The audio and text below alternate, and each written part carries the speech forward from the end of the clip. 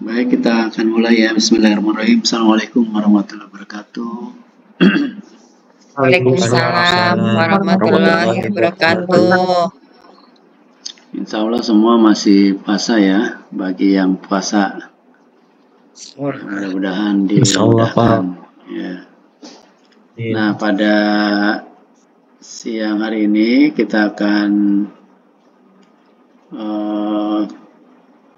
membahas salah satu topik di mata kuliah perawatan penyakit dalam gitu ya. Betul ya. Oke. Jadi topik yang mau dibahas kali ini itu tentang kompetensi magister keperawatan, kemudian peran, tugas, fungsi, tanggung jawabnya dalam konteks penata laksanaan keperawatan, kurang lebih begitu ya yang dimintakan topiknya. Sebetulnya ini sebagian kita sudah bahas di pertemuan yang lalu ya terkait dengan keperawatan dewasa.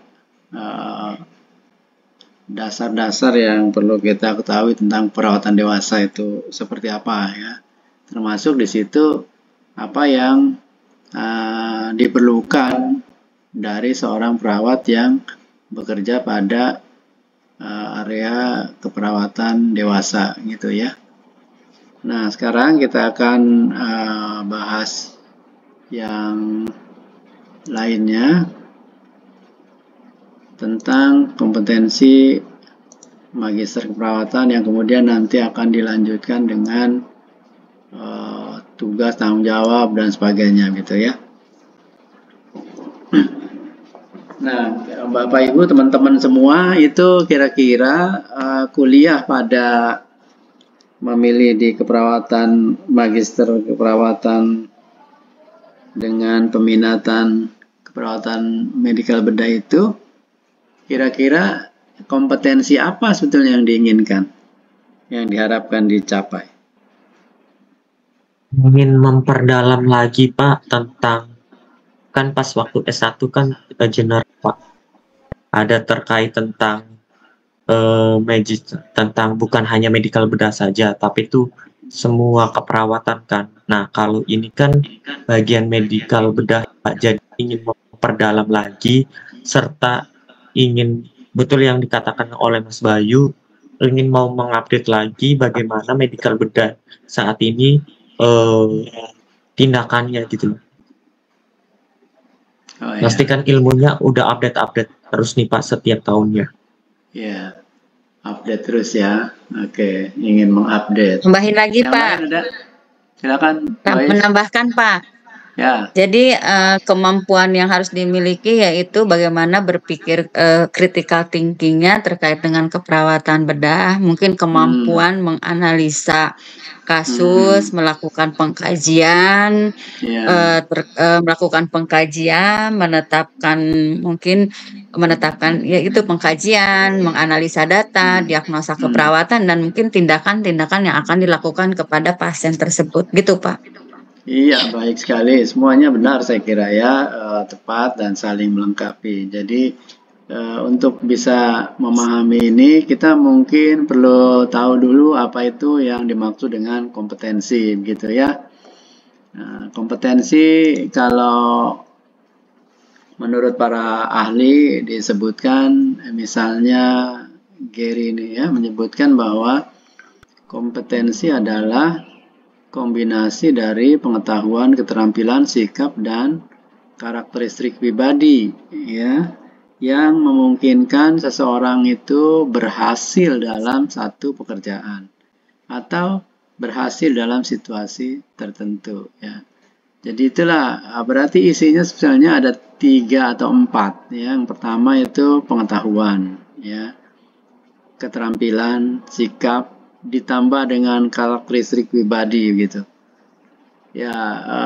Sikap mungkin mirip-mirip atau ada kaitan sekali erat dengan karakteristik pribadi ya. Jadi kompetensi ini gabungan keseluruhannya itu yang dengan pengetahuan, keterampilan, sikap, dan karakteristik pribadinya itu, maka kemudian seseorang bisa berhasil dia melakukan suatu pekerjaan. Jadi kalau seorang magister keperawatan, tentu dia akan berhasil melakukan asuhan keperawatan pada pasien yang dilayaninya, ya gitu, dengan menghasilkan luaran atau hasil yang baik untuk pasiennya, kira-kira gitu ya. Dengan cara bagaimana, itu tadi yang disebutkan oleh teman-teman tadi, termasuk Mbak Wis tadi, bahwa pengetahuannya, keterampilan critical thinkingnya dan lain sebagainya itu semakin tajam begitu ya untuk di magister dibandingkan dengan sebelumnya ketika masih di generalis gitu ya. Itu salah satu definisi kompetensi menurut Gary. Nah, yang lain ada juga definisi yang lain ya, misalnya David McClellan ini ya, seorang psikolog dari Amerika, dia guru besar di Harvard University, dia juga pendiri dari teori need teori kebutuhan. Dia menyebutkan bahwa kompetensi ini merupakan karakteristik yang berhubungan dengan keberhasilan dalam pekerjaan tertentu, mencakup kecakapan kognitif. Kognitif sama dengan pengetahuan di bahasanya si Gary tadi ya. Kemudian keterampilan teknis, pengetahuan, keterampilan ya, dan atribut kepribadian. Jadi lagi-lagi kita menemukan bahwa ini sebetulnya tidak berdiri sendiri ya. Kompetensi ini merupakan gabungan dari kognitif, pengetahuan, keterampilan teknis, dan kepribadian, atribut kepribadian ya. Sikap, sistem, tata nilai, dan lain sebagainya itu ada di dalamnya. Kemudian Richard Boyers menyebutkan bahwa kompetensi adalah serangkaian pola perilaku yang tersemin dalam tindakan, pengalaman, dan kebiasaan yang mengarah pada kinerja yang sukses di tempat kerja gitu.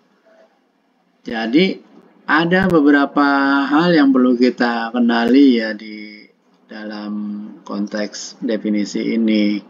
Yang pertama ini tadi ya, ketiga atau gabungan dari kemampuan itu, baik itu kognitif, pengetahuan ya, keterampilan, sikap, atribut kepribadian. Tapi juga ada yang selalu disebutkan di situ menunjukkan, jadi kalau apa-apa dia melakukan sesuatu pasti berhasil gitu ya. Coba lihat juga di sini, dia akan berhasil ya, dengan bahasa yang lain sukses dia ya. Mengarah pada kinerja yang sukses, artinya yang berhasil. Demikian juga di sini, ya, seorang untuk berhasil, gitu. Jadi berarti teman-teman semua, ketika pengetahuan kita bertambah, keterampilan kita bertambah, sikap dan karakteristik kepribadian kita semakin meningkat, maka itu akan mendorong semakin berhasil kita dalam melakukan pekerjaan-pekerjaan tertentu ya gitu, di situasi-situasi atau di situasi-situasi tertentu ya. Saya yakin nih Bapak Ibu sekalian, teman-teman sekalian, ketika teman-teman sudah selesai dari menyelesaikan seluruh rangkaian di kuliah ini, itu di tempat kerja masing-masing pasti akan ada peningkatan ya. Peningkatan dalam arti performance-nya ya, peningkatan dalam arti pengakuannya dari lingkungan sekitar, dari pimpinan dan lain sebagainya. Ya, kemudian juga pengakuan dalam bentuk yang lain, misalnya diberikan jabatan lain begitu ya, yang lebih baik, yang meningkat. Itu pasti ya, gitu. Karena janji Allah itu nggak bohong juga ya. Jadi bahwa Allah itu akan meninggikan beberapa derajat orang-orang yang beriman dan berilmu pengetahuan, begitu ya. Jadi itu pasti ya, ketika bertambah kompetensinya akan ada konsekuensinya yang didapat ya. Nah, kemudian kita lanjut ke ini. Nah, terkait dengan kompetensi ini ya, Susilo Bambang Yudhoyono waktu masih jadi presiden, dia mengeluarkan peraturan presiden nomor 8 tahun 2012 nih tentang kerangka kualifikasi nasional Indonesia ya. Apa itu KKNI ya? Bukan KKN ya, KKNI ada I-nya di belakangnya. Kerangka kualifikasi nasional Indonesia ini adalah kerangka penjenjangan. Oke, penjenjangan ya. Penjenjangan apa? Penjenjangan kualitas kompetensi yang menyandingkan, yang bisa menyandingkan berarti ada beberapa ya, disandingkan, kemudian disetarakan, diintegrasikan antara bidang pendidikan dan bidang pelatihan kerja serta pengalaman kerja gitu ya. Jadi bisa disandingkan, disetarakan, diintegrasikan antara beberapa bidang ini. Apa itu? Bidang pendidikan, pelatihan kerja, pengalaman kerja dalam rangka pemberian pengakuan kompetensi kerja sesuai dengan struktur pekerjaan di berbagai sektor. Coba kita lihat gambar ini ya. Di samping ini, bawah ini ada program akademik, program vokasi, program profesi. Ini semua melalui jalur pendidikan atau bidang pendidikan ya. Kemudian di bawahnya ini ada pelatihan atau pengembangan karir berbasis pelatihan kerja. Pengembangan karir berbasis pengalaman kerja ya. Itu bidang yang lain ya. Jadi ada 3 bidang, berarti yang satu adalah pendidikan, yang berikutnya ini adalah pengembangan karir berbasis pelatihan, ya pelatihan kerja ya bidangnya, kemudian ini pengalaman kerja. Ya. Sekarang kita lihat dulu yang pendidikan. Yang program akademik itu mulai dari SMU, sarjana, magister, doktor, itu semua akademik ya. Gitu, itu akademik. Kemudian yang vokasi itu ada SMK ya. Dia punya keterampilan yang spesifik sesuai dengan yang diminatinya. SMK IT, SMK Tata Boga dan lain sebagainya, beda-beda ya. Kemudian D1, D2, D3, D4, S1 terapan, S2 terapan, S3 terapan, itu semua vokasi. Jadi doktor terapan itu vokasi. Sekarang ini doktor terapan kalau nggak salah baru ada 1 apa ya yang dibuka program studinya. Ya, tapi tidak di keperawatan ya. Jadi ini adalah program vokasi. Lalu program profesi itu yang kuning ini, yang orange ya. Ada profesi, kemudian spesialis 1, spesialis 2 itu adalah profesi. Jadi di jalur pendidikan atau bidang pendidikan ada 3 kelompok, program akademik, program vokasi, dan program profesi. Ya. Sementara di pengembangan karir yang berbasis pelatihan kerja itu ada istilahnya namanya, itu sama dengan pengalaman kerja ya, operator, teknisi atau analis, dan ahli. Ya gitu. Nah sekarang kita lihat yang di tengah ini ada KKNI ya. Itu ada 9, 1, 2, 3, 4, 5, 6, 7, 8, 9. Ini adalah penjenjangannya tadi itu, penjenjangan kualitas kompetensi. Semakin ke atas itu semakin meningkat kualitasnya, kira-kira gitu ya. Jadi SMK itu setara dengan KKNI level 1 atau 2. Ya, operator ya itu setara dengan KKNI level 1, 2, 3 nih ya. Operator. D1 itu KKN-nya di level 3, D2 di level 4, D3 di level 5, D4 atau sarjana terapan level 6, profesi level 7, magister level 8. Jadi di magister ini kita sedang ada di sini ya, di level 8 ya. Kemudian spesialis juga sama di level 8.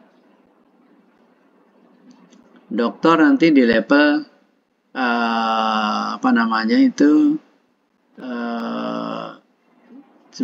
ya. Nah, kalau di yang berbasis pelatihan kerja atau pengalaman kerja, teknisi itu dia level 4, 5, 6, 7 atau 4, 5, 6 itu teknisi. Sebetulnya kemudian yang disebut ahli itu 7, 8, 9 gitu. Nah, itulah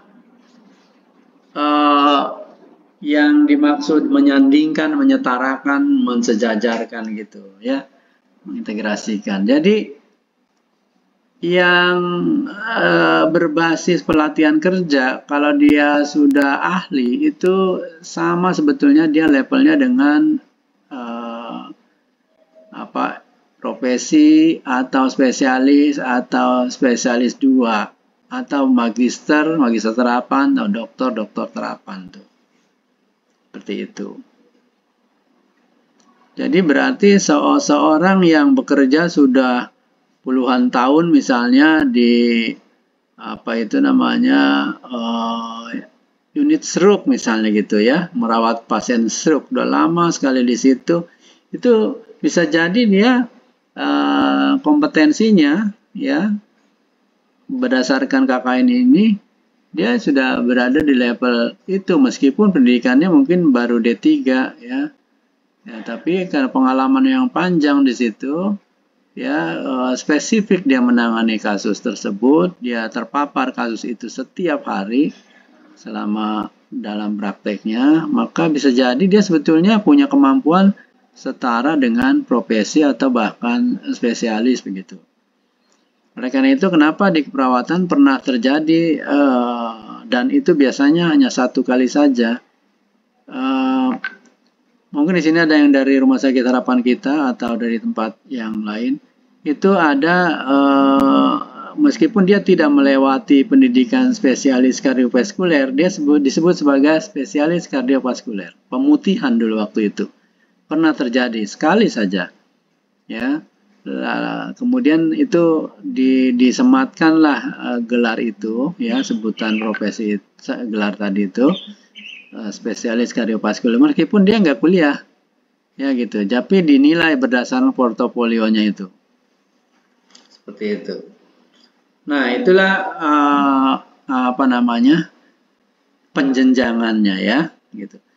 Jadi ada 9 jenjang di KKN ini. Dan magister itu atau spesialis 1, spesialis 2, magister terapan, doktor itu berada di 8 sampai dengan 9. Jadi magister dan spesialis itu di level 8. Doktor dan spesialis 2 di level 9. Ya, kalau di pelatihan itu dia ahli itu mulai dari 7, 8, 9 itu termasuk ahli. Ya, gitu. Nah, sekarang seperti apa kompetensi seorang lulusan magister itu? Pada kuliah yang lalu ketika membahas RPS itu sudah dijelaskan, ada 3 saja ya gitu. Ya, apa saja itu? Yang pertama ini mampu mengembangkan pengetahuan, teknologi dan atau seni di bidang keilmuannya atau praktek profesionalnya melalui apa? Melalui riset hingga menghasilkan karya yang inovatif dan teruji. Jadi oleh karena itu riset ya tesis yang nanti akan disusun oleh teman-teman ini itu bagian penting pengalaman belajar di magister ini ya. Itu. Kemudian yang kedua, mampu memecahkan permasalahan sains, teknologi, dan atau seni dalam bidang keilmuannya melalui pendekatan inter dan multidisiplin. Tadi Mbak Is sudah menyampaikan itu bahwa diharapkan nanti kemampuan critical thinking-nya berkembang, kemudian mampu melakukan assessment dengan baik gitu ya, lalu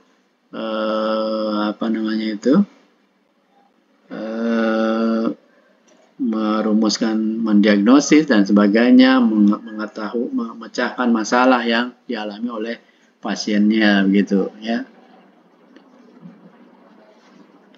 Melalui pendekatan inter dan multidisiplin. Jadi interdisiplin itu berarti antar di dalam ilmu keperawatan itu sendiri ya. Kemudian multidisiplin menggunakan berbagai disiplin yang lain, ilmu yang lain ya. Kemudian yang ketiga, ini mampu mengelola riset dan pengembangan yang bermanfaat bagi masyarakat.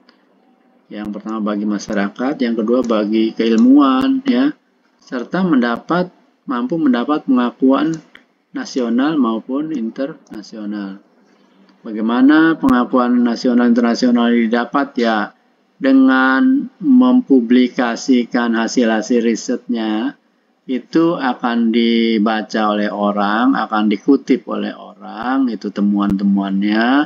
Nah, itu menunjukkan pengakuan sebetulnya ya, baik kalangan nasional maupun internasional. Kemudian mungkin juga Anda akan dimintai pandangannya, pendapatnya dalam seminar dan lain sebagainya. Itu juga pengakuan. Mungkin juga akan Anda dimintai atau mendapatkan tugas-tugas yang dipercayakan yang selama ini tidak pernah didapat ya dari pimpinannya atau dari pihak lain. Itu juga sebetulnya merupakan pengakuan juga gitu ya. Nah, sekarang itu tadi terkait dengan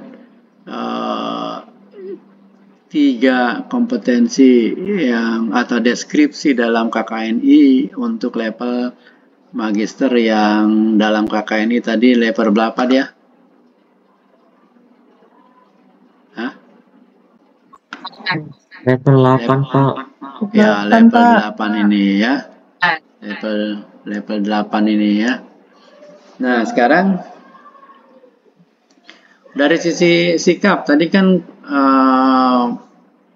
kompetensi definisinya ada pengetahuan, keterampilan, sikap ya gitu. Apa saja sikap yang diharapkan ya dari seorang magister ya? Tentu bertakwa kepada Tuhan ini nomor 1 ya. Bertakwa.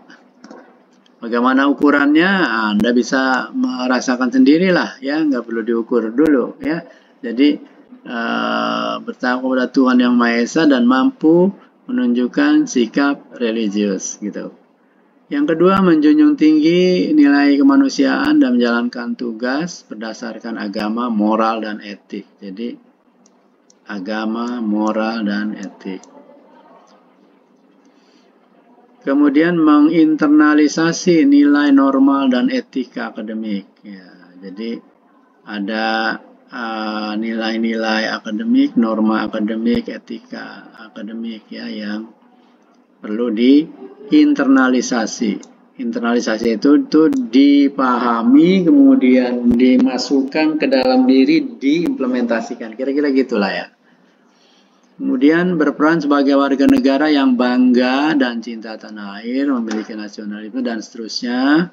Ya, ini terkait dengan nasionalisme. Yang kemudian berikutnya nomor 5 adalah menghargai keanekaragaman budaya, pandangan agama, kepercayaan, serta pendapat atau temuan orisinal orang lain. Ya, menghargai ya keanekaragaman budaya.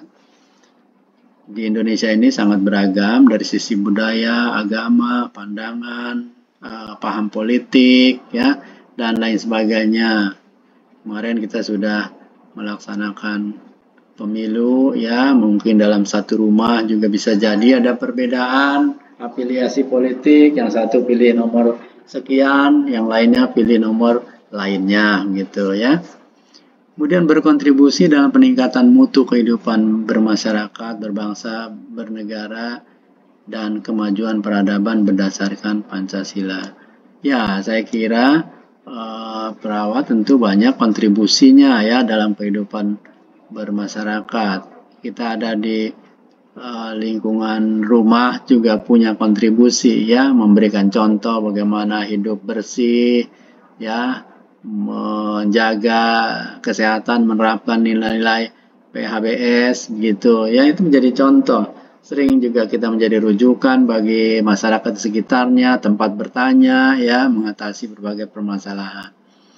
Kemudian bekerja sama memiliki kepekaan sosial, kepedulian terhadap masyarakat dan lingkungan, taat hukum, disiplin dalam kehidupan bermasyarakat bernegara ya gitu. Menginternalisasi semangat kemandirian, kejuangan, kewirausahaan. Nah, ini mungkin apakah sudah dijalankan ini, termasuk kewirausahaan ya, seperti apa dilakukan oleh masing-masing, ya, Anda bisa mengukur sendiri. Kemudian menunjukkan sikap bertanggung jawab atas pekerjaan. Jadi kalau kita melakukan satu pekerjaan ya, maka sikap bertanggung jawab itu perlu dikedepankan. Bertanggung jawab untuk memastikan bahwa pasien yang dilayani itu mendapatkan pelayanan yang terbaik ya gitu. Keselamatan pasien dapat dijaga gitu ya. Nah, itu sikap itu harus dikedepankan ya. Bertanggung jawab untuk melakukan yang terbaik untuk pasiennya sesuai dengan keahlian. Kemudian bertanggung gugat. Oke, jadi terhadap praktek profesional meliputi kemampuan menerima tanggung gugat terhadap keputusan dan tindakan profesional sesuai dengan lingkup praktek di bawah tanggung jawabnya. Juga hukum, peraturan, perundangan. Ya, oleh karena itu setiap tindakan yang kita berikan kepada pasien dalam konteks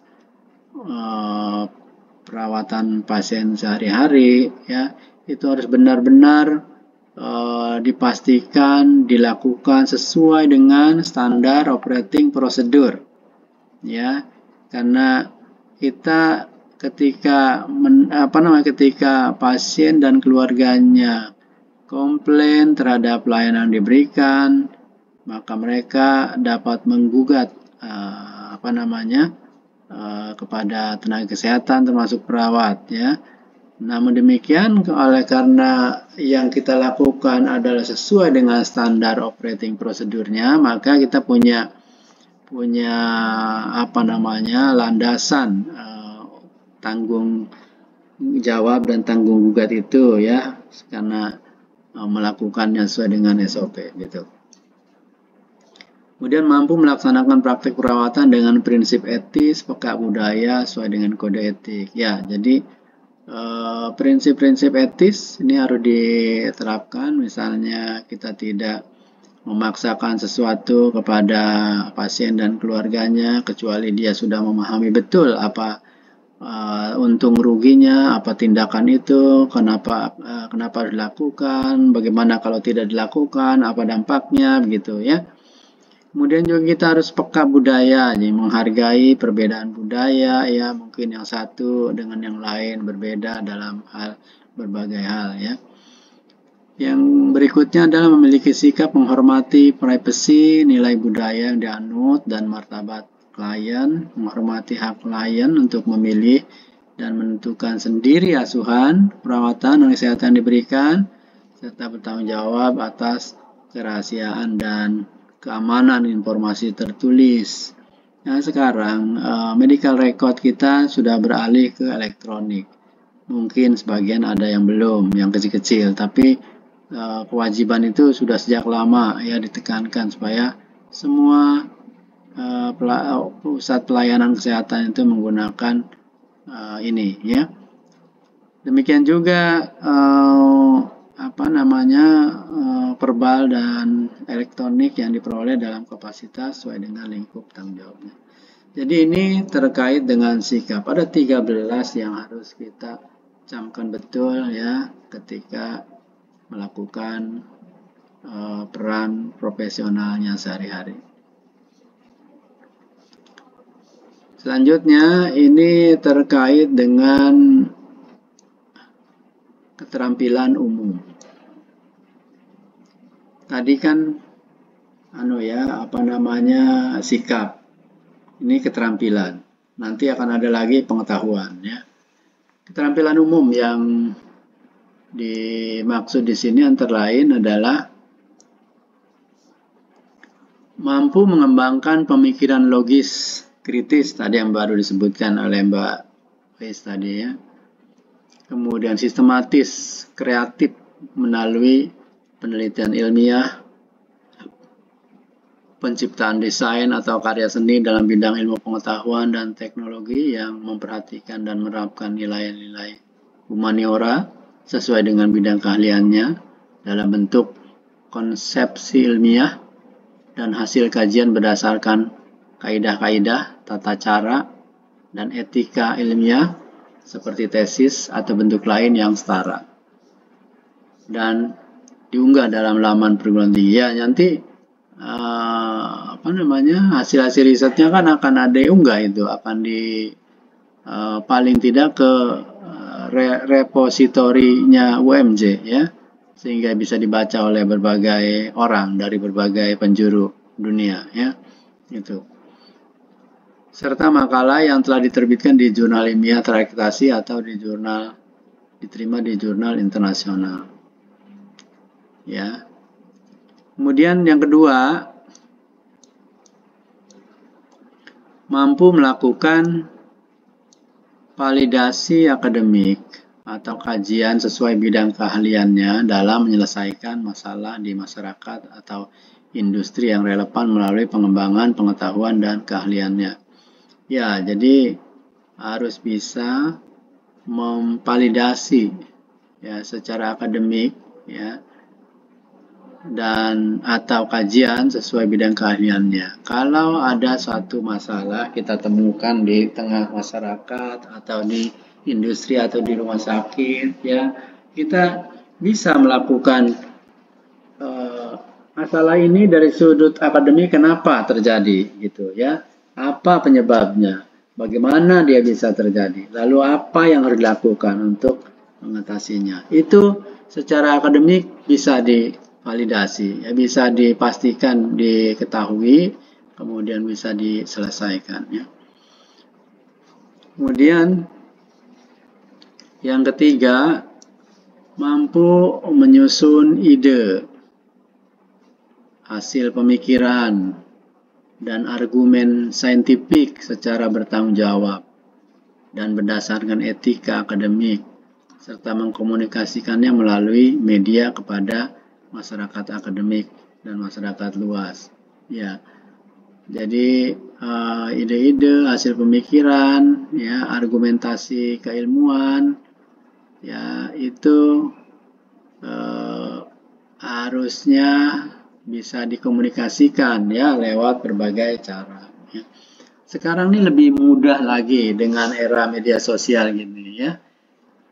Kemarin saya tunjukkan tuh channel YouTube yang saya buat, itu juga salah satu cara untuk bisa mengkomunikasikan ide, gagasan ya, gitu. Udah pada subscribe belum? Udah, Pak. Udah, Pak. Kok nggak naik-naik subscribernya, 2-3 ribu belum nyampe tuh. Di subscribe biar bertambah ya. Nanti di subscribe sama di share. Iya, sama di share jangan lupa ya. Oke, yang berikutnya mampu mengidentifikasi bidang keilmuan yang menjadi objek penelitiannya dan memposisikan ke dalam suatu peta penelitian yang dikembangkan melalui pendekatan baik interdisiplin maupun multidisiplin. Ya, keterampilan ini penting ya, mengidentifikasi bidang ilmu menjadi objek penelitian. Bapak Ibu sekarang ini kan sedang menyusun penelitian ya. Ada yang masih bingung mencari judul. Ya, kalau mencari judul pasti bingung ya. Yang penting dulu itu cari fenomenanya dulu, ada masalah apa gitu. Contoh misalnya. Belakangan kok di tempat saya udah 3 kali pasien jatuh di kamar mandi. Nah ini masalah ini, harusnya kan standarnya nggak boleh ada yang jatuh kan? Nah itu, jadi mulailah bertanya dari situ.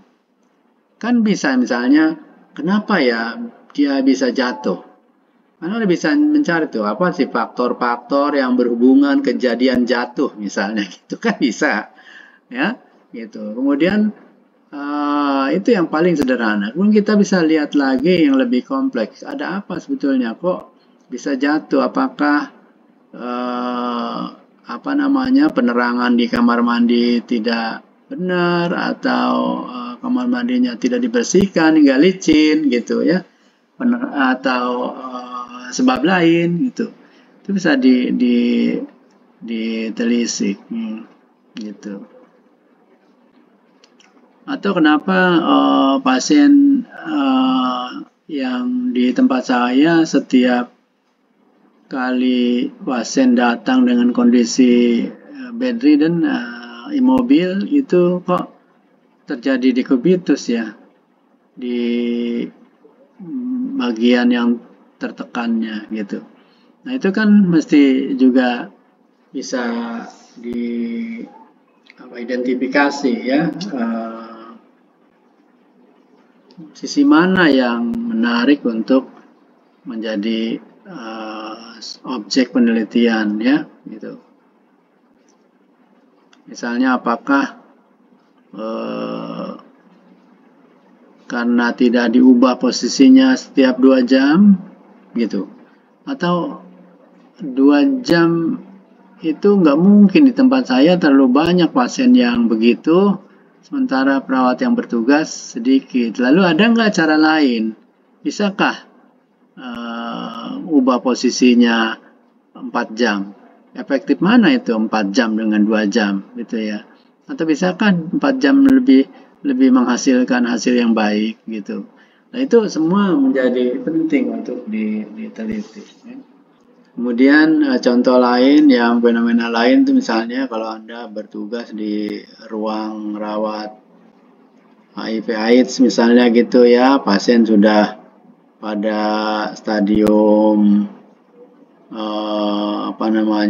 AIDS misalnya gitu ya, sudah pada fase AIDS gitu, kemudian apakah pasien HIV/AIDS yang sudah berada pada fase tadi itu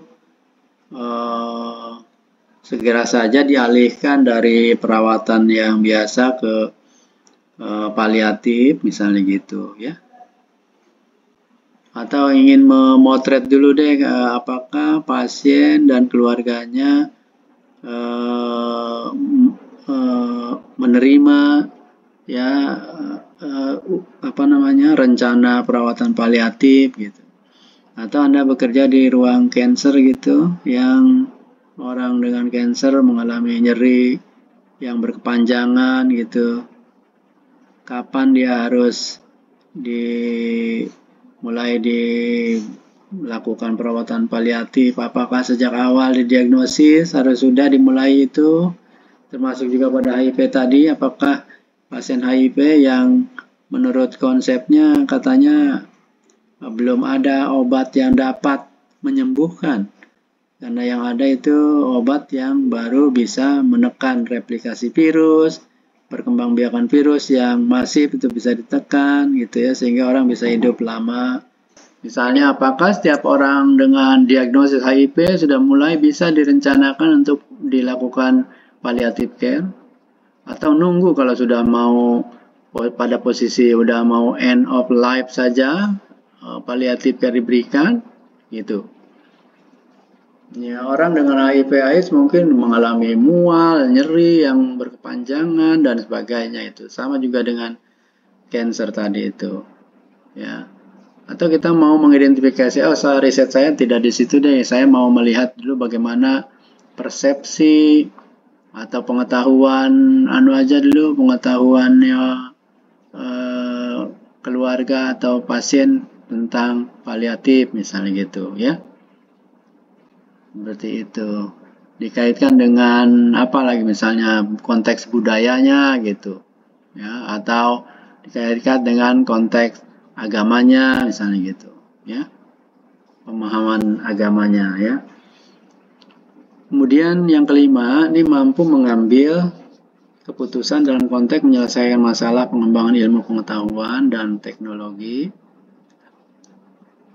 yang memperhatikan dan menerapkan nilai humaniora berdasarkan kajian analisis atau eksperimen terhadap informasi dan data. Ya, jadi pengambilan keputusan dalam menyelesaikan masalah pengembangan ilmu itu, ini sumbernya kan informasi dan data-data ya, gitu. Jadi harusnya kita bisa memanfaatkan data dan informasi itu untuk bisa mengambil keputusan ya. Anda sudah belajar biostatistik ya, di mana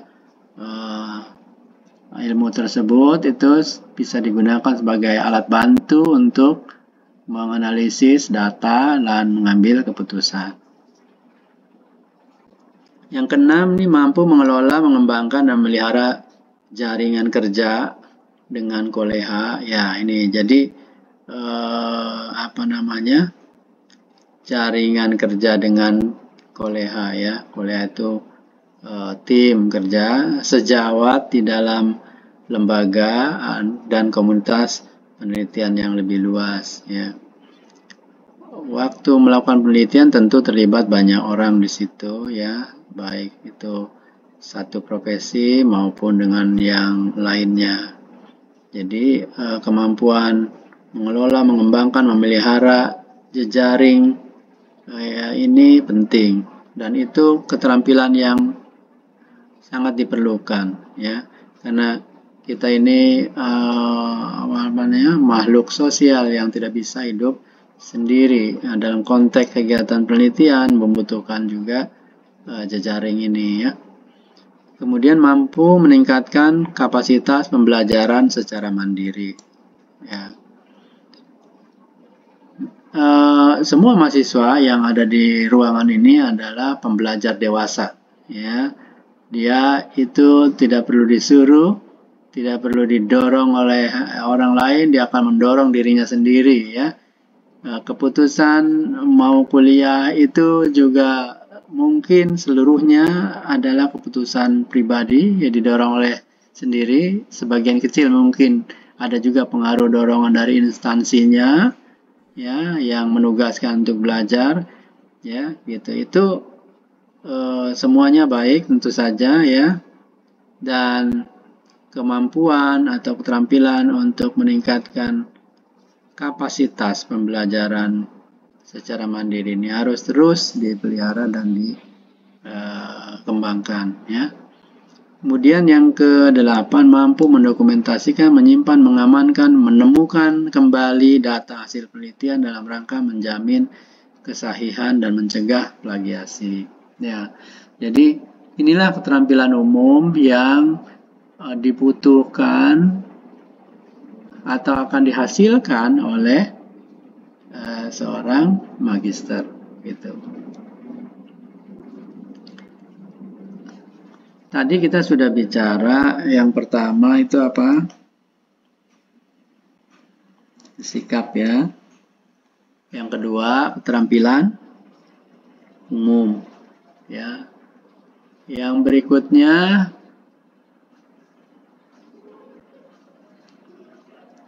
pengetahuan dan keterampilan khusus ya. Jadi yang sebelah kiri ini pengetahuan khusus. Jadi ada pengetahuan khusus, ada keterampilan khusus. Yang tadi keterampilan umum. Kita ke pengetahuan dulu ya. kompetensi antara lain mampu menganalisis sains keperawatan, prinsip etik dan hukum. Mungkin sudah mempelajari sains keperawatan ya, prinsip etik dan hukum, kepemimpinan, metodologi penelitian, sistem informasi dalam menyelesaikan masalah perawatan. Nih, ya. Jadi ini semua dibutuhkan pengetahuan ini ya. Berikutnya, mampu mengembangkan pengetahuan teknologi dan atau seni dalam bidang pengelolaan asuhan perawatan medikal bedah. Jadi Mbak Wi sudah menyampaikan ya. Jadi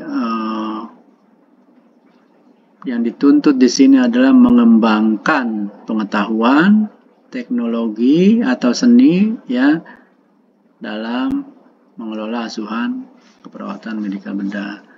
Oke, contoh misalnya, selama ini kita selalu memberikan edukasi kepada semua pasien sesuai kebutuhannya.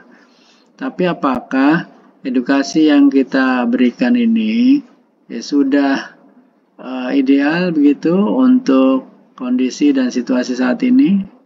Ya. Sekarang ini era digital ya, semua bisa pesan itu bisa ditransformasikan ke dalam berbagai format. Ada format teks, ada format gambar, ya ada format video gitu ya. Apakah kita sudah memberikan edukasi pada pasien ini dengan menggunakan berbagai format tadi itu? Atau masih teks saja Pak? Kami biasanya kalau pendidikan kesehatan diberikan pakai leaflet saja, nah gitu. Nah, kenapa nggak dikembangkan yang lainnya? Nah, gitu. Nah, riset-riset juga banyak dilakukan di situ ya, misalnya efektivitas edukasi berbasis video dalam meningkatkan kepatuhan minum obat pada ODA gitu, ya. Jadi tidak hanya menggunakan teks, tapi juga menggunakan yang lain. Nah, riset-riset ke arah situ sudah mulai banyak. Ya. Kemudian yang berikutnya, mampu menyelesaikan masalah ilmu pengetahuan, teknologi, seni dalam bidang pengelolaan asuhan perawat medikal bedah pada berbagai jenis dan jenjang melalui pendekatan multidisiplin, peka budaya, sesuai etik, dan berbasis bukti. Nah, jadi yang peka budaya, sesuai etik sudah kita bahas, tapi berikutnya adalah berbasis bukti. Jadi mestinya apa yang kita berikan selama ini kepada pasien haruslah tindakan-tindakan yang sudah dibuktikan kebenarannya melalui hasil riset. Jadi misalnya kenapa datang pasien dengan trauma kepala ke UGD, ya. Hasil asesmen diketahui misalnya terdapat tanda-tanda peningkatan tekanan intrakranial, ya gitu. Maka pada pasien dengan trauma kepala tadi itu posisi berbaringnya harus seperti apa? Oh, karena kepala butuh oksigen yang baik, berarti kalau gitu posisi kepalanya lebih rendah daripada badan, gitu. Atau datar aja kali ya. Karena supaya kalau datar kan berarti itu sirkulasinya stabil, kira-kira begitu ya. Atau harusnya ditinggikan ini kepalanya, bagian tempat tidur, bagian kepalanya ditinggikan sekian derajat, berapa derajat yang benarnya gitu. Nah, itu yang diberikan kepada pasien itu harusnya adalah yang sudah dibuktikan kebenarannya. Jadi berbasis bukti ini gitu. Bukan yang coba-coba tadi, lebih rendah kali kepalanya atau datar saja, ya. Jadi ini harus yang diberikan itu berbasis bukti. Sebagai contoh lain tadi misalnya untuk mencegah terjadinya dekubitus nih harusnya di miring kiri kanannya setiap 5 jam aja, gitu. Padahal hasil riset tidak begitu gitu misalnya. Ya, jadi dicari best practice yang ada, ya, hasil riset yang ada, best evidence yang ada, kemudian terapkan ke dalam praktek gitu. Jadi prakteknya jangan berbasis tradisi tapi berbasis bukti gitu. Berikutnya yang ke D, poin D adalah mampu mengkritisi hasil riset. Nah, ini. Udah mata kuliah evidence based practice udah belajar ya? Bapak Nah, tentang itu. semester Jadi kemarin. oke, ya. Jadi berarti udah cukup bekalnya ya, udah dapet itu. Mampu mengkritisi hasil riset nasional dan internasional dalam pengembangan keilmuan yang bermanfaat bagi masyarakat ya, dalam bidang pengelolaan asuhan perawatan pendidikan bedah.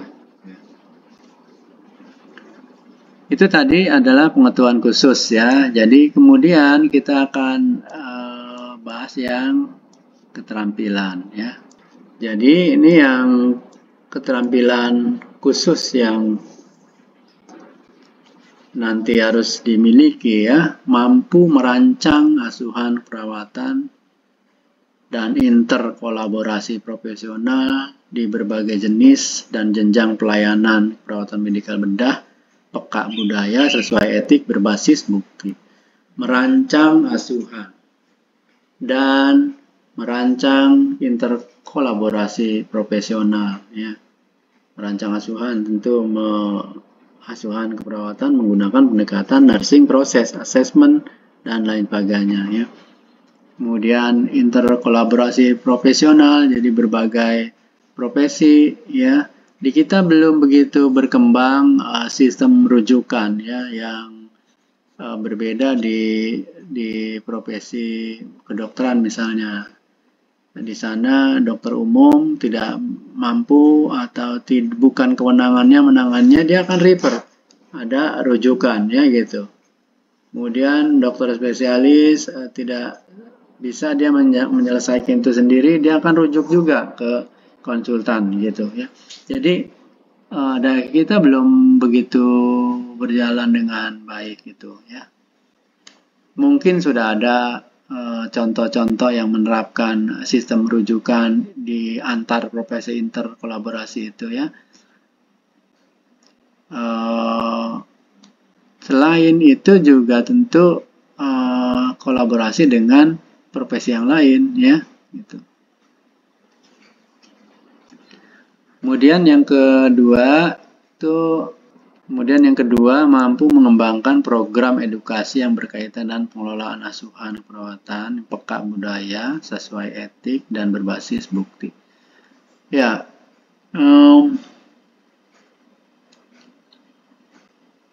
edukasi tadi yang saya bilang ya, jadi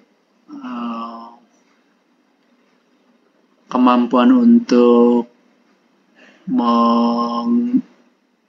mengembangkan edukasi dan medianya itu penting ya untuk dikuasai supaya dalam melakukan tata kelola asuhan perawatan kepada pasien ini ya pengetahuan, keterampilan dan sikap pasien bisa kita tingkatkan menuju kondisi yang lebih baik menggunakan edukasi yang berbagai format tadi itu ya, tidak hanya teks tapi mungkin juga teks dengan gambar atau dengan video ya gitu, atau edukasinya langsung demonstrasi, redemonstrasi gitu.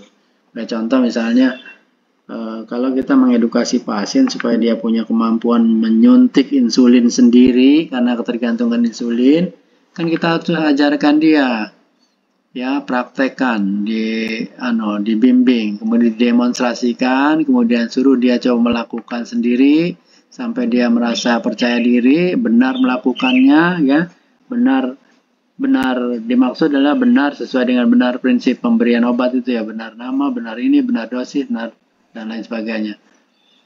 Kemudian yang ketiga, mampu menghasilkan karya ilmiah dalam bidang perawatan medikal bedah yang diakui secara nasional internasional. Nah itu ya yang diinginkan. Coba dilihat kembali karena setahu saya di kita ini nilai-nilai Islami itu ada di dalam membentuk kompetensi yang diharapkan dari mahasiswa program magister. Ya, dicek di kurikulum atau di yang lain ya. Nah, tadi sudah ditunjukkan berdasarkan kurikulumnya itu ya, setelah kita mempelajari KKNI dalam peraturan Presiden nomor 8 2012 tadi itu, 2012, kemudian dilanjutkan dengan uraian terkait dengan kompetensi sikap, ya, kemudian keterampilan umum, keterampilan khusus, pengetahuan khusus ya, itu. Maka kompetensi seorang magister perawatan pada dasarnya mencakup kombinasi gabungan antara keterampilan kemudian pengetahuan dan sikap yang diperlukan untuk apa? Untuk memimpin, mengelola, dan menyediakan perawatan kesehatan yang berkualitas. Ya, teman-teman semua ini akan menjadi leader masing-masing di tempatnya masing-masing kan. Selama ini mungkin juga menjadi leader ya, atau ke depan bagi yang belum nanti pada gilirannya akan punya peran ini, yang memimpin ini. Jadi keterampilan dan pengetahuan serta sikap yang menunjukkan kompetensi seorang magister ini akan diperlukan ya untuk memimpin, mengelola dan menyediakan perawatan yang berkualitas. Berikutnya saya ulangi ya, ini tadi nggak bisa di share screen. Nah, yang sebagai seorang magister juga dibutuhkan ya tadi pengetahuan klinis yang mendalam ya tentang ilmu perawatan, tentang konsep-konsep dasar, prinsip-prinsip asuhan ya, pengetahuan klinis yang luas tentang pasien, kondisi sakitnya apa ya gitu, dan juga prosedur perawatan. Yang berikutnya selain itu juga perlu keterampilan manajemen dan kepemimpinan, tadi sudah dibahas ya. Jadi perawat magister ini tentu harusnya mampu memimpin dan mengelola tim perawat dengan efektif, termasuk dalam hal perencanaan strategis ya, kemudian pengelolaan sumber daya, pengembangan kebijakan, koordinasi perawatan. Ini fungsi-fungsi yang menunjukkan keterampilan manajemen dan kepemimpinan. Jadi menyusun perencanaan strategis itu perlu dikuasai ya, gitu.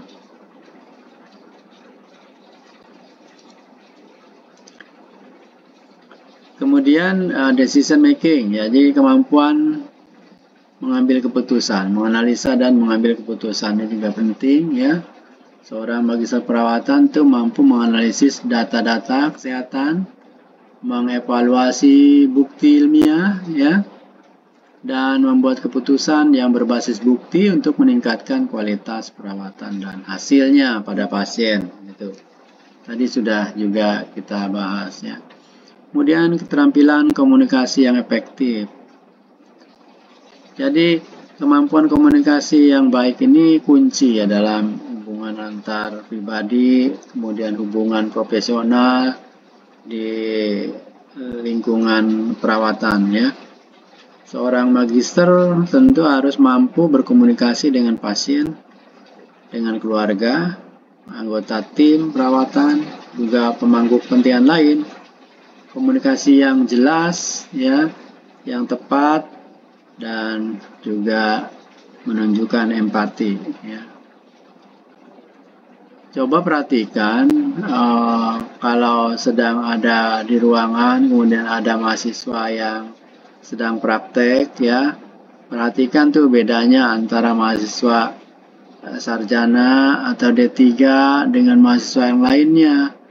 Ya, itu pasti ada kelihatan perbedaan dalam hal kemampuan komunikasi yang efektifnya, ya. Yang lain mungkin karena masih muda, dia belum cukup percaya diri menghadapi pasien, berkomunikasi dengan pasien dan keluarganya atau dengan tim kesehatan lain. Berbeda dengan teman-teman yang sudah lebih advance, ya, punya pengalaman kerja yang panjang, kemudian pendidikannya sedang ditingkatkan, ya, atau meningkat, itu akan berbeda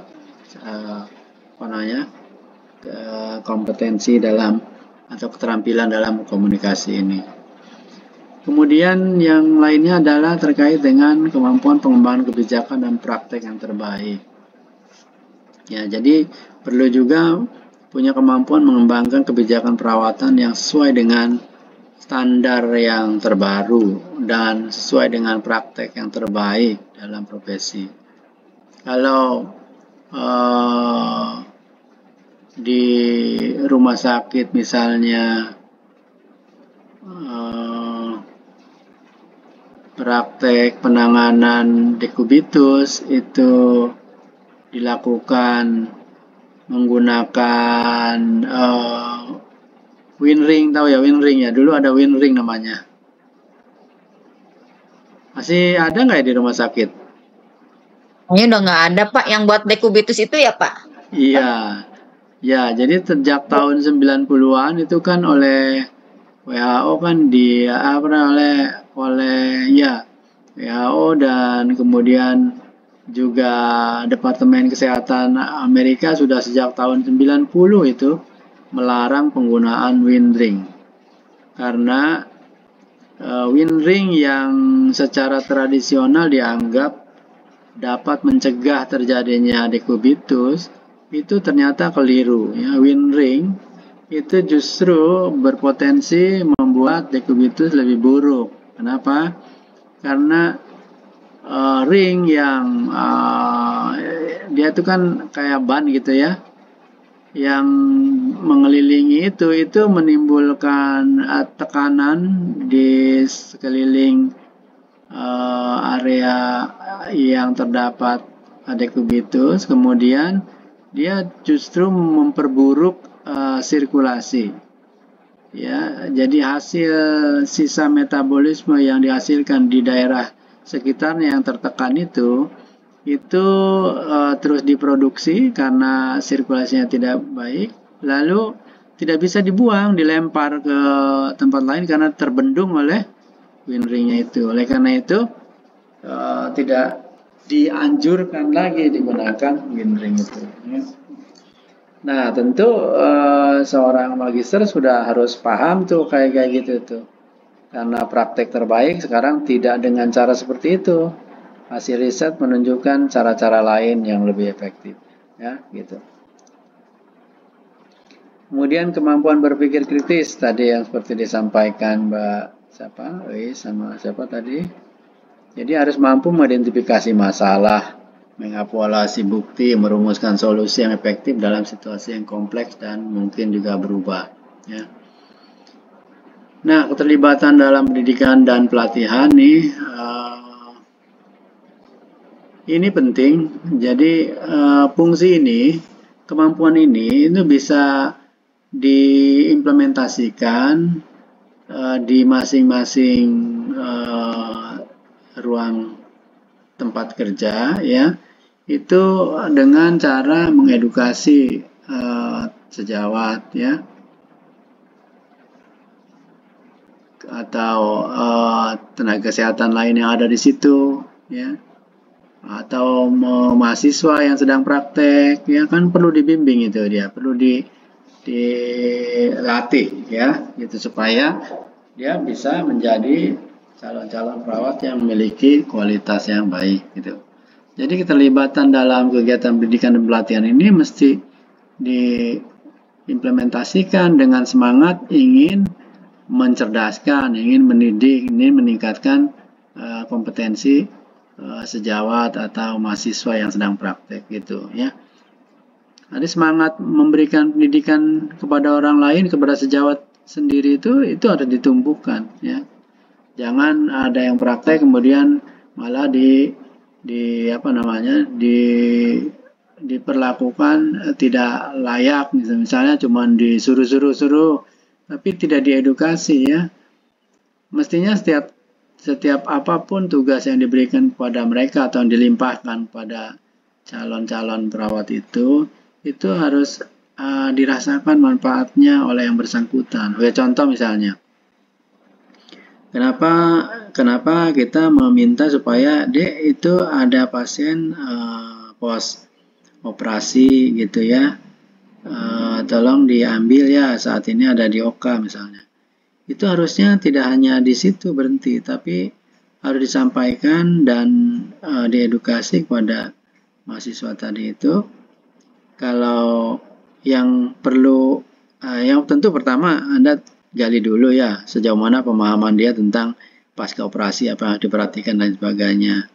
Nah, kalau dia ada yang salah, miskonsepsi, perbaiki. Kalau ada yang nggak tahu, berikan pengetahuan di situ ya. Misalnya nanti kalau ngambil itu kalau dia jalannya turun curam gitu, posisi kepala di mana, itu kan harus diinikan. Kemudian apa yang harus dimonitor pada waktu selama dalam perjalanan gitu ya, itu semua harusnya dicek. Lalu apa kelengkapan yang harus dipastikan tidak tertinggal ya, dan sebagainya lah.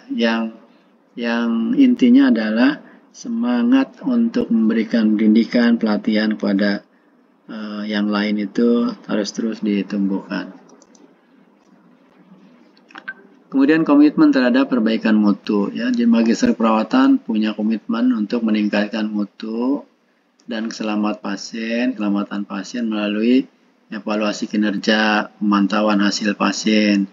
Ya kinerja perawat yang ada di ruangan itu mesti dievaluasi ya, itu dengan berbagai cara ya. Kemudian pemantauan hasil pasien ini dengan imobil, stroke misalnya ya, kemudian sudah 3 hari terbaring ya, itu dipastikan dipantau terus kondisi pasiennya, hemodinamiknya bagaimana day by day. Demikian juga ada luka tekan apa tidak ya, harusnya kan tidak ada begitu ya, dipantau terus ya. Dan implementasi perbaikan berkelanjutan. Kemudian kemampuan beradaptasi dan inovasi. Di dalam lingkungan perawatan kesehatan yang terus berubah, seorang magister keperawatan harus dapat beradaptasi dengan cepat terhadap perkembangan baru dan menggunakan inovasi untuk meningkatkan praktek keperawatan. Ya, jadi harus ada lah inovasi ya. Kalau tadi saya contohkan dulu, edukasi itu hanya diberikan lewat leaflet saja atau lembar balik saja, apakah selamanya harus begitu? Kan harusnya enggak ya. Kita punya inovasi ya, gitu. Lebih baik mungkin menggunakan video, mungkin akan lebih baik karena di situ visualisasinya lebih jelas gitu. Kemudian etika profesional dan tanggung jawab, ini saya kira udah tadi ya, harus menjunjung tinggi etika profesional termasuk integritas, jujur, kepercayaan dalam semua interaksi dengan pasien, keluarga maupun rekan sejawat.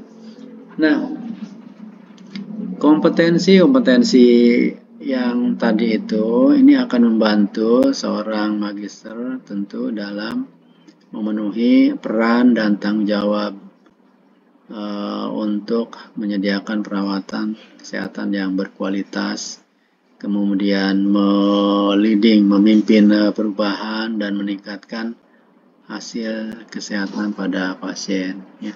Jadi kalau seluruh kompetensi tadi itu dikuasai, ini pasti akan tercapai. Ya. Perawatan akan berkualitas, perubahan ke arah yang lebih baik akan terjadi, kualitas hasil yang didapat dari pasien juga akan meningkat. Ya. Seperti itu. Nah, kemudian peran, fungsi, tugas, dan tanggung jawab. Sebetulnya di dalam uraian-uraian tadi sudah tergambar kan sebetulnya ya. Dulu kita sudah membahas juga sebagai educator, sebagai advocator, dan sebagainya. Nah, pada kasus ini ya, misalnya di sebuah rumah sakit besar, seorang magister, sebut saja Sarah. Ada nggak nama Sarah di sini? Enggak. Ada. Adanya di mana, Pak? Ada, Ya. Pak. Sarah mah KM anak, Pak. Anak. Oke. Jadi ini kasusnya kira-kira begini ya, satu rumah sakit besar, seorang magister perawat bernama sebut saja Sarah begitu ya. Sarah Azhari apa siapa itu nggak tahu, tapi Sarah jalan ya. Ditugaskan sebagai kepala di departemen perawatan, atau sebut saya mungkin kepala bidang perawatan misalnya begitu ya. Kemudian atau kepala ruangan lah ya. Departemen tersebut bertanggung jawab atas manajemen dan kondisi seluruh kegiatan perawat di rumah sakit. Mungkin ini bidang perawatan ya. Yang bertanggung jawab atas seluruh perawat yang ada di rumah sakit tersebut. Salah satu pemicu utama yang muncul adalah peningkatan jumlah pasien dan kompleksitas kasus yang ditangani oleh rumah sakit. Ya, kasus ini masih relatif umum ya, tidak spesifik pada aspek apa gitu, tapi lebih pada bahwa Sarah ini dia ditugaskan sebagai kepala mungkin bidang perawatan misalnya, kemudian dia bertanggung jawab untuk mengelola, mengkoordinasikan seluruh kegiatan perawat di rumah sakit. Kalau kepala ruangan berarti seluruh kegiatan perawat di ruangan tersebut ya. Nah, pemicunya adalah jumlah pasien meningkat, kompleksitas kasus yang ditangani oleh rumah sakit juga semakin kompleks misalnya. Sementara misalnya petugas atau perawat yang bertugas jumlahnya tidak ditambah, padahal jumlah pasien bertambah. Kompleksitas kasus semakin kompleks, ya, tidak kasus yang ringan-ringan gitu. Nah, ini kan tentu ada masalah ya, yang pasti ini akan terjadi. Kira-kira terhadap kasus ini gimana pandangan teman-teman semua? Silakan. 5 menit kasih waktu untuk berpikir dulu. Setelah itu tidak usah disebutkan atau ditunjuk, tidak perlu saya tunjuk, tapi silakan siapa yang mau berkomentar. Bebas komentarnya. 5 minutes later.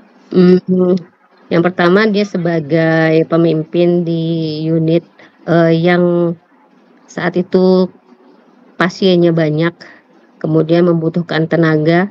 Tentunya dia akan mengelola sumber daya yang ada di unit tersebut.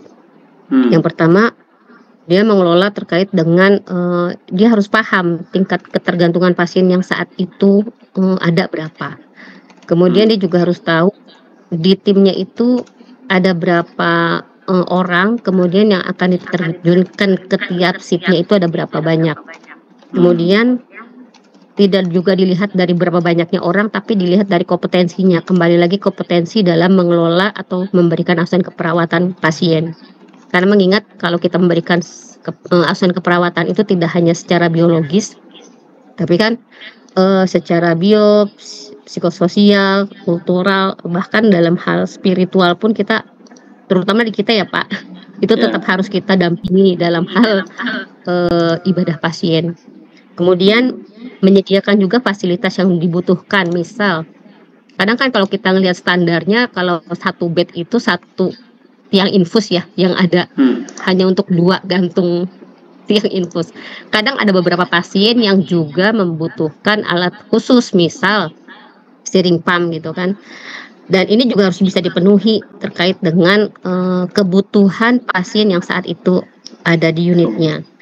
Kemudian kemudian untuk menjamin keselamatan pasien, pastikan bahwa ini juga menjadi perhatian, karena jangan sampai banyaknya pasien juga bikin teman kita jadi ya kadang memang riweuh juga ya, sehingga kadang ada beberapa poin yang menjadi terlewatkan, misal terlalu fokus dalam pemberian atau menjalankan program dokter deh. Kadang kan teman tuh selalu banyaknya nih program dokter yang ini sudah harus selesai dijalankan. Kegiatan ini sudah harus selesai, misalnya jam sekian sudah harus selesai TTV, jam sekian sudah harus selesai menyiapkan terapi gitu. Tapi jangan sampai safety pasien terlewatkan. Misal ada dalam kesalahan obat dan pemberian dosis, pemberian ke pasiennya, atau dalam hal tadi safety pasien agar tidak terjadi jatuh gitu. Itu kadang suka terlewatkan, dan itu harus dilakukan supervisi langsung ke para penanggung jawab pasien. Kemudian apabila tenaga ternyata tidak support, mengingat sekarang itu banyak teman-teman yang, kalau di saya ya Pak, ini jadi ngomongin di Rumah Sakit Islam Pondokopi, karena banyak sekali PKWT yang kita rekrut itu basicnya itu first graduate yang yang awalnya kita rekrut itu saat jadi relawan COVID ya Pak. Nah itu kita harus bisa mainkan tuh untuk bisa dimobilkan ketika ada pasien khusus yang memang butuh untuk keterampilan khusus. Kayak misalnya kebetulan saya pegang 2 ruangan gitu, jadi saya bisa memobilkan ketua tim dari unit 1 untuk bisa dimobilkan dulu ke unit satunya gitu, untuk mensupport ketenagaan yang memang sedang kredit di situ gitu.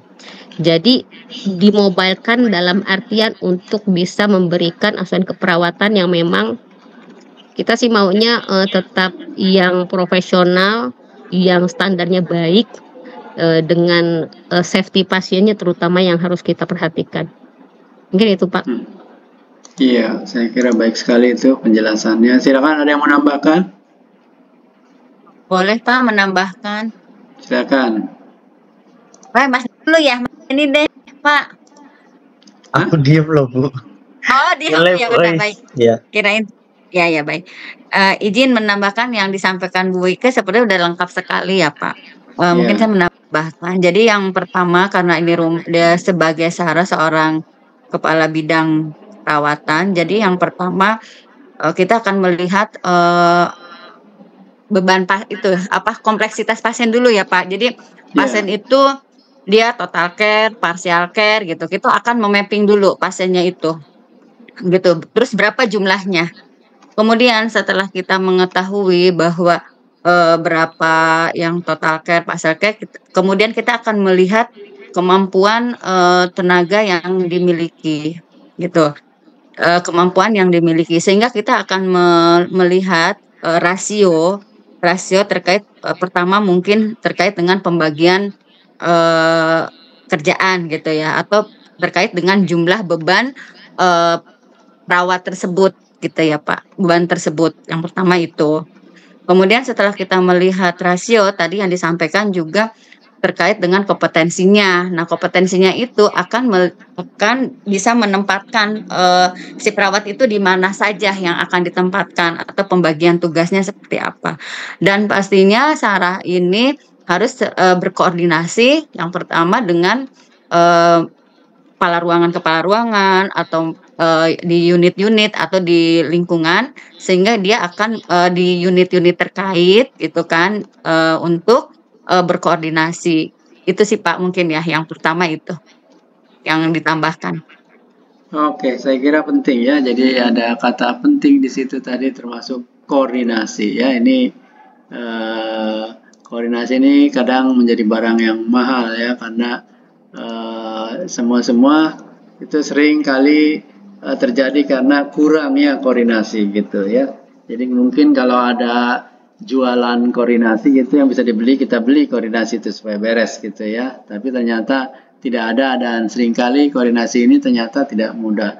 Dan ini saya kira ini aspek penting yang perlu kita selalu ingat bahwa dengan berkoordinasi itulah kemudian sesuatu yang sulit akan menjadi bisa diatasi, sesuatu yang belum ditemukan jalan keluarnya akan bisa jadi diatasi. Saya kira penjelasan dari Mbak Wike dan Boys ini sangat baik ya untuk menganalisis Ini kasus ya Pak. ya silakan. Saya terkait dengan dengan pendapat Bu Ais, jika itu seorang Sarah itu ya tadi kan kalau Bu Ais bilang kalau jadi perawat itu bisa dimobilkan dan bisa ditempatkan di mana aja. Tapi kalau seorang Sarah itu saya akan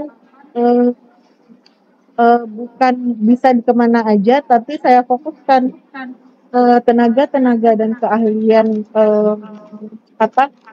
pelaksana saya yang sudah punya kompetensi, saya akan terus latih di sana sehingga dia tetap di sana, sehingga tenaga yang ada yang lain itu dia tidak boleh mobile kecuali di tempat-tempat tertentu, sehingga pasien safety dan kualitas dari PN serta rumah sakit tetap terjaga begitu. Oke, jadi tetap di situ kecuali memang dibutuhkan, begitu kan? Ya Pak, kecuali ada kejadian KLB dan memang udah kode putih gitu Pak. Oke, jadi kecuali ada kejadian khusus atau KLB gitu ya. Nah, saya kira saling melengkapi ya ini karena kita juga bertahan misalnya di tempat situ, tetapi kemudian ada peristiwa lain yang membutuhkan bantuan, jumlah tenaga dan lain sebagainya, ya pada akhirnya pasti seorang Sarah juga akan memilih ini ya, karena tidak bijak kalau dia mempertahankan stafnya yang ada di satu tempat, sementara tempat lain sedang sangat membutuhkan sekali bantuan, begitu ya. Oke, saya kira kasus tadi itu mungkin ditemukan ya di masing-masing tempat ya, kasus yang sebetulnya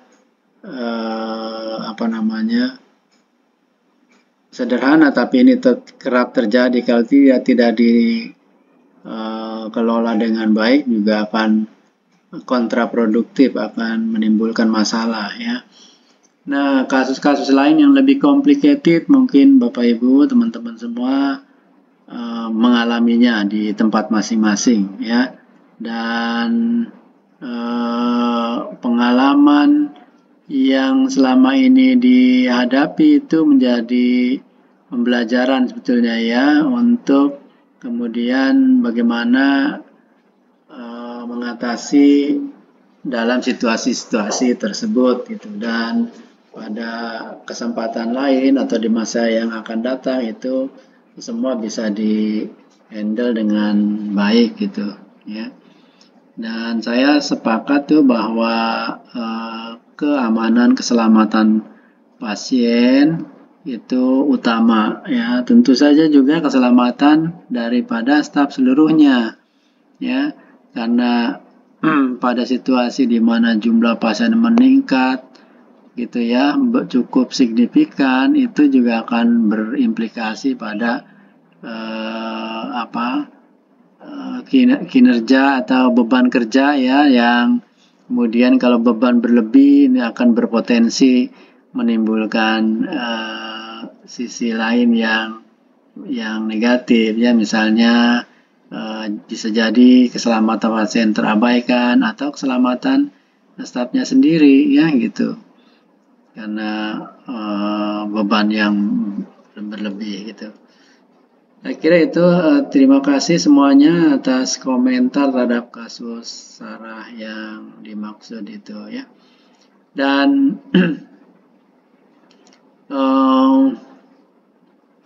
yang disampaikan tadi sudah menunjukkan tugas-tugas yang harus dilakukan oleh Sarah begitu ya.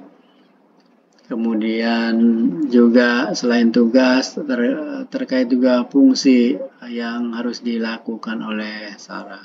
Tadi ada misalnya harus kolaborasi ya, berarti fungsi kolaborasi dalam tim ya juga sudah dijalankan ya. Kemudian fungsi dalam konteks peningkatan mutu juga tadi sudah disampaikan ya. Kemudian manajemen personal, mengelola jadwal kerja, penugasan, dan sebagainya tadi juga sudah digambarkan. Ya, demikian juga tanggung jawab atas keselamatan pasien itu sudah disampaikan ya.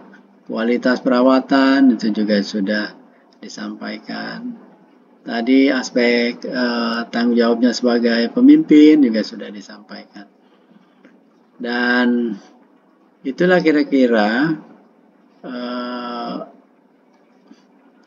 yang terkait dengan peran, tugas, fungsi, dan tanggung jawab yang sudah diuraikan masing-masing tadi itu ya, berdasarkan simple case yang tadi ditampilkan ya. Yang jelas bahwa sebagai kepala bidang tadi atau kepala departemen perawatan itu Sarah punya peran kunci ya untuk memastikan bahwa penyediaan perawatan yang berkualitas dan aman bagi pasien tetap bisa dijamin kan gitu ya. Kasusnya kan Sarah kepala di situ, kemudian ada peningkatan jumlah kasus dan kompleksitasnya ya. Jadi tadi sudah dipetakan mapping kasusnya, kompleksitasnya, mungkin ada yang ketergantungan total, parsial, dan lain sebagainya tadi sudah dipaparkan ya. Kemudian dia juga dalam menjalankan perannya tentu dia harus memimpin tim perawatan supaya tetap efisien ya, memastikan bahwa standar perawatan yang ditetapkan tetap diikuti meskipun ada lonjakan kasus gitu ya, dan berkolaborasi dengan tim kesehatan lain itu diperlukan untuk menyelaraskan supaya upaya perawatan yang diberikan kepada semua pasien itu bisa tetap berjalan dengan baik ya.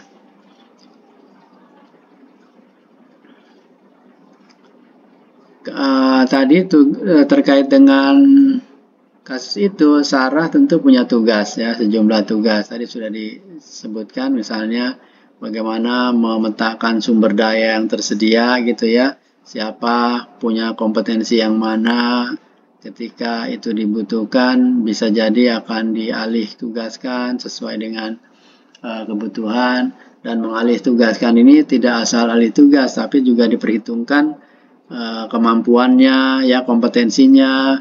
Kalau dia akan ditugaskan pada area yang baru, dia tidak sama sekali kenali, ya itu hendaknya dihindari kan gitu. Pastikan ketika ditugaskan itu memang yang bersangkutan punya kemampuan gitu untuk melaksanakan itu. Sebagai contoh misalnya seorang yang biasa bekerja di ruang perawat bayi misalnya atau maternitas misalnya, kemudian ditugaskan di unit stroke misalnya gitu ya, nah ini agak repot ya gitu. Jadi mesti, kecuali kalau yang bersangkutan punya kompetensi di area stroke tadi ya, itu tidak masalah ya. Nah, memberikan dukungan dan bimbingan kepada perawat dalam menangani kasus-kasus yang kompleks dan sulit itu juga menjadi tugasnya Sarah tadi ya, ketika dia menemukan kondisi yang sedemikian rupa gitu. Ya, jadi cukup berat memang Sarah ini ya. Sebutkan yang tidak hadir. Satu siapa? Yang tidak hadir itu Ikhwanuddin, Pak. Terus Abdillah. Yang tidak hadir hari ini. Jadi oke, baik. Jadi kuliah tanggal 14 Maret 2024. Sampaikan ke yang bersangkutan supaya nanti di kuliah-kuliah yang lain hadir begitu ya. Terima kasih. Assalamualaikum warahmatullahi wabarakatuh. Waalaikumsalam warahmatullahi wabarakatuh.